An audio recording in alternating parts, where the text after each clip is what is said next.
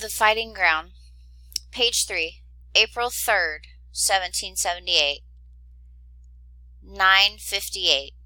It was in the morning when Jonathan first heard the bell. He was standing in the warm, open field, feeling hot, dirty, and bored. His father, not far off, limped as he worked along the newly turned rows of corn. As for Jonathan, he was daydreaming about being a soldier. His older brother was a soldier with General Washington in Pennsylvania. His cousin had joined a country regiment. Jonathan kept waiting for his father to say that he too could join. He was, after all, 13, but his father only put him off.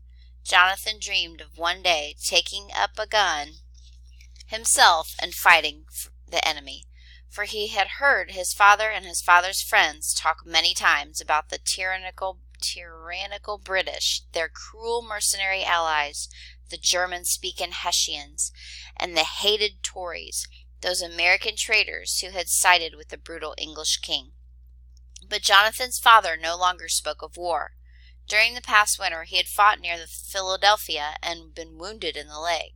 It was painful for him to walk, and Jonathan was needed at home. Though Jonathan kept asking questions about the battle, his father only shook his head, while his eyes grew clouded. Still Jonathan could dream. So it was that at the sound of the bell they both stood still and listened. The bell, at the tavern a mile and a half away, was used to call the men to arms. This time it tolled only once. Puzzled, they stood alert, straining to hear if more would come. Jonathan looked over the edge of the field, where his father's flintlock musket leaned against a stump. The cartridge box and powder horn were also there. The gun was primed, ready to be used. Jonathan knew how. Hadn't his father taught him, drilled him, told him that everyone had to be prepared? Hadn't he said, "We must all be soldiers now"? And hadn't Jonathan talked with his friends of war, battles old and new, strategies fit for major generals? And having fought their wars, they had always won their glory, hadn't they? So when the bell stayed silent, Jonathan sighed with disappointment. His father turned back to work.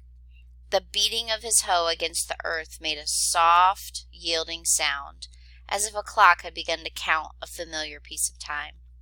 But as Jonathan resumed his task, his mind turned to uniforms. The New Jersey uniforms. He pictured himself in a fancy blue jacket with red facings, white leggings, a beautiful new gun snug against his cheek. Softly at first, but with growing sureness, the bell began to ring again. Each stroke sliced away a piece of calm. "What do you think?" Jonathan asked. His father pulled off his black felt hat and mopped his brow with the back of his hand. He was looking south, worry on his face. Absent-mindedly he rubbed his wounded leg. Seeing him yet undecided, Jonathan walked to the edge of the field to get a drink of water from the clay jar by the gun. The cool water dripped down his neck, trickled over his chest, and made him shiver. The bell tolled on. Jonathan, stealing glances at his father, touched his fingers to the glossy butt of the gun, liking its blurry satin finish. "Maybe you best get back to the house," his father said. "Could be someone's come on through with news. I'd need to know." Jonathan sprang up, too fast. "Jonathan!" his father cried. Grabbed by his father's voice, Jonathan stood where he was. By God, don't you go beyond!" They looked at one another. Jonathan felt his stomach turn all queer, for in that moment his father's eyes became unveiled, and they revealed themselves to be full of fear. Quickly Jonathan turned away and began to run through the copse of trees that separated the field from their house. Behind him, the clock-like sound of his father's work resumed, and echo took the call of the bell.